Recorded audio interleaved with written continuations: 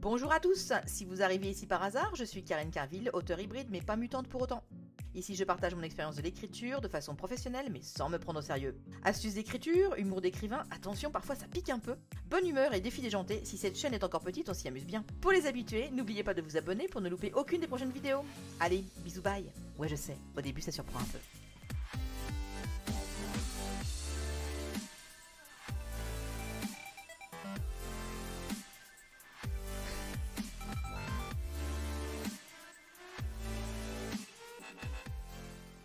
Alors, ce soir, qui allons-nous accueillir ce soir? Eh bien, ce soir, nous allons accueillir deux chroniqueurs. Nous allons accueillir Aurore, des Plumes des Livres, voilà. Et nous allons aussi accueillir notre amie Bonsoir à tous les deux. Comment ça va, Aurore? Bonsoir, moi ça va très bien. J'ai pas de problème de poule de mon côté.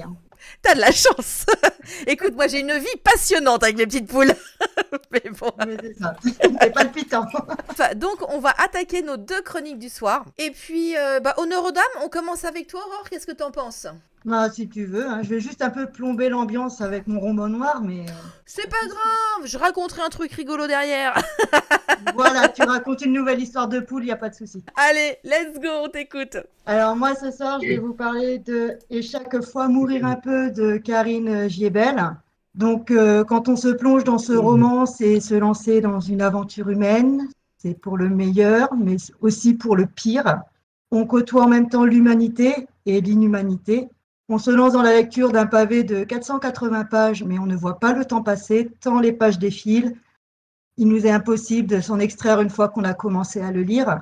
Et c'est un premier tome, donc la suite sortira déjà en automne. Moi, j'ai dévoré ces 480 pages et j'ai qu'une hâte, c'est lire la suite, connaître la fin de l'histoire. Donc pour parler de l'histoire, on suit Grégory. Grégory, c'est un infirmier. Donc c'est un beau métier qu'il a choisi d'exercer au péril de sa vie pour sauver celle des autres. Car Grégory ne trouve un sens à sa vie que dans les missions humanitaires au profit de la Croix-Rouge.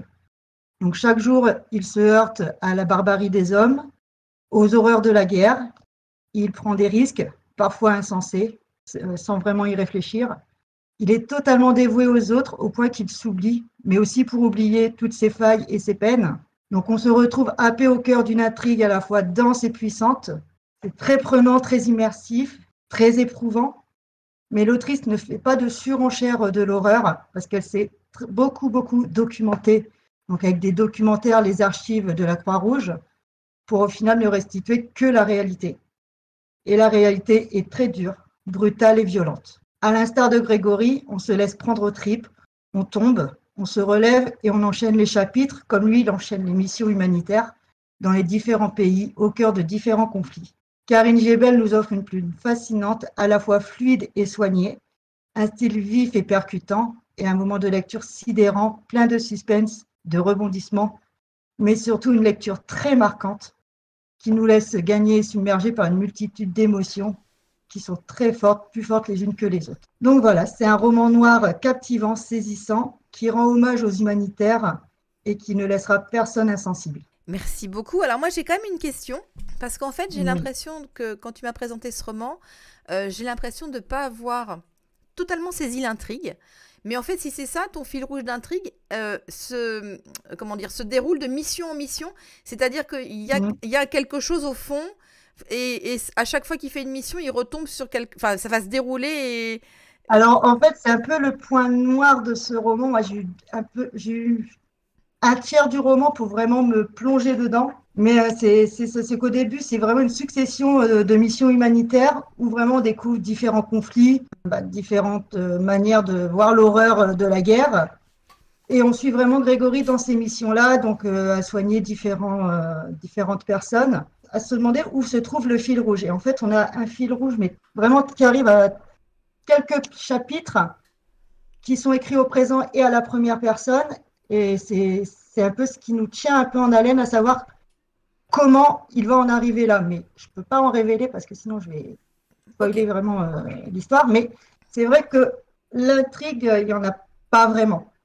C'est vraiment roman noir par rapport au contenu qui est quand même très dense, très sombre, très angoissant et limite glorifique, puisqu'on parle quand même de blessés de guerre, mais il n'y a pas vraiment d'intrigue comme il peut y avoir dans les thrillers ou les polars. Du coup, est-ce que ça tient pas plus, même si c'est fictionnel, parce qu'elle s'est documentée, mais le personnage n'existe pas, Mm. est-ce que ça tient pas plus presque du documentaire ou du témoignage de vie finalement? On serait plutôt oui, sur le témoignage de guerre, du rôle des humanitaires dans la guerre.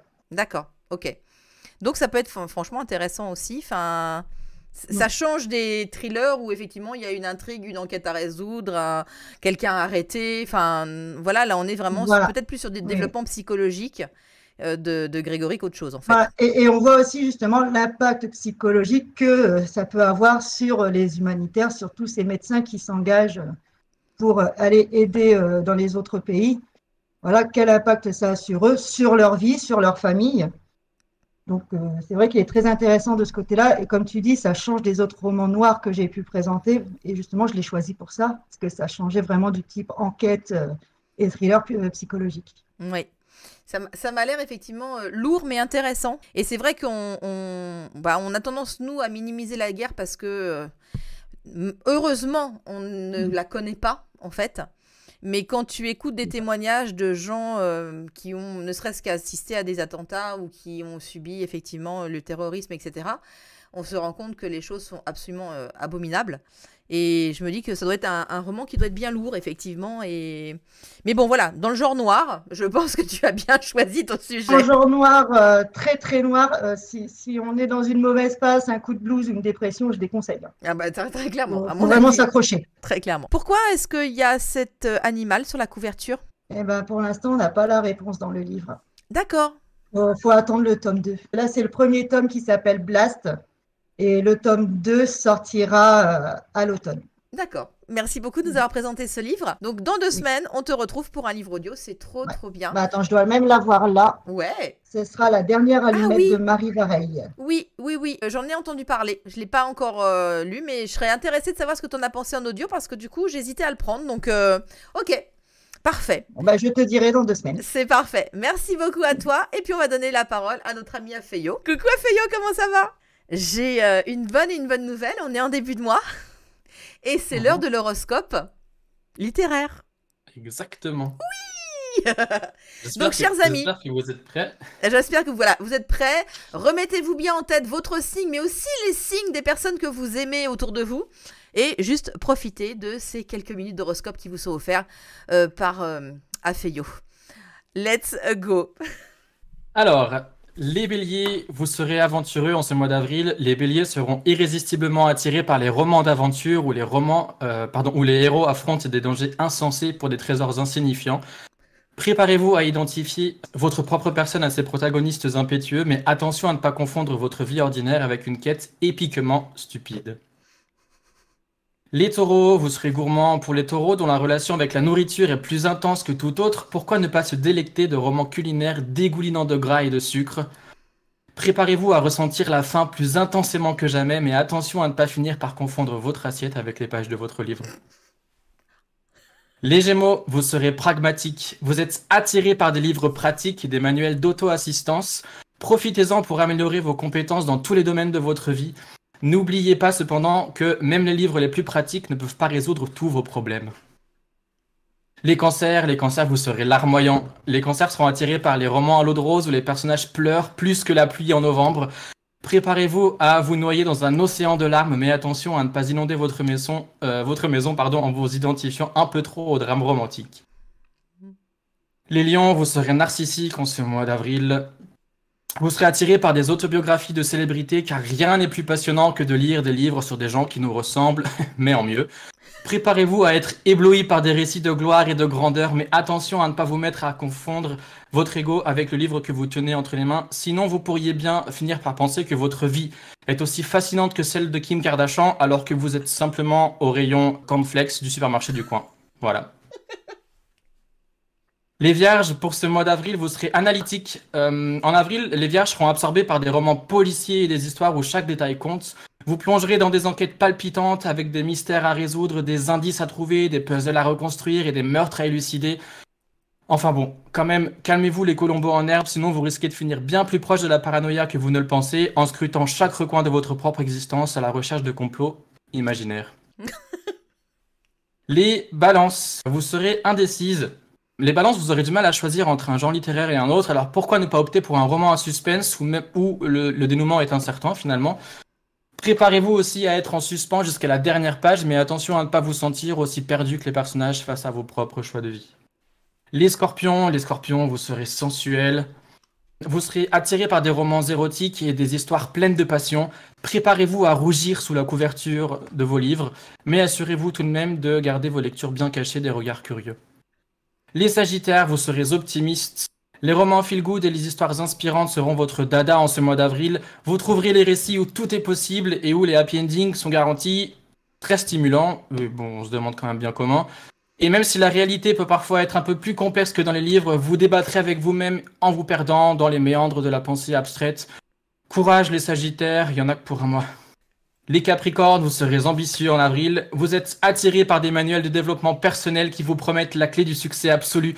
Préparez-vous à être submergé par des recettes miracles pour le succès, mais attention à ne pas devenir un rat de bibliothèque qui étudie la réussite au lieu de la vivre.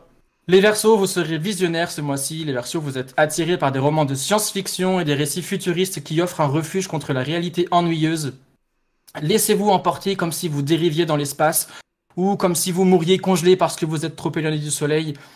Attention quand même à pas devenir trop accro au point de finir par flotter dans les nuages plutôt que de rester les pieds sur terre. Conseil quand même. Et on finit avec les poissons. Les poissons, vous êtes fantasques en avril. Les poissons ont une imagination débordante. Et pourquoi ne pas plonger dans des romans fantastiques où les créatures mythiques errent dans des mondes enchantés? Vous serez emporter les poissons dans des aventures magiques où les dragons volent et les fées dansent. Mais prenez garde à ne pas vous perdre dans des rêveries au point de confondre la réalité avec la fiction. Gardez un œil sur le monde réel, sinon vous pourriez finir par chercher des trolls sous les ponts ou des gobelins dans les placards. On ne peut pas changer de signe astrologique, c'est ça qui est drôle. Mais bon, tout s'explique pour les poissons, en tout cas par rapport aux êtres surnaturels, etc. Enfin bon, voilà, il y a des choses qui se passent des fois où bon, on ne sait pas, mais bon, voilà quoi. Merci beaucoup Afeyo, c'était encore truculent. Si Avec on démarre plaisir. pas bien le mois avec l'horoscope d'Afeyo, moi je ne comprends pas, hein. Vraiment je ne comprends pas. Mais bon, ce qui serait super cool, ce serait de voir si tu peux nous le mettre quelque part sur le Discord, que chacun puisse relire ça, tu vois, à la tête reposée et se gondoler une fois de plus, quoi, en fait, hein, grosso modo. Même l'horoscope des cancers ne correspond pas pour moi. Mais on n'a jamais dit que c'était exact ni vrai, hein. On a juste dit que c'était l'horoscope des lecteurs du mois d'avril. Oui. Moi, je suis cancer, donc du coup. Il s'est auto-sabordé. En tout cas, merci beaucoup à tous les deux d'avoir participé au LAM en tant que chroniqueur. On est très très impatients de vous retrouver très bientôt.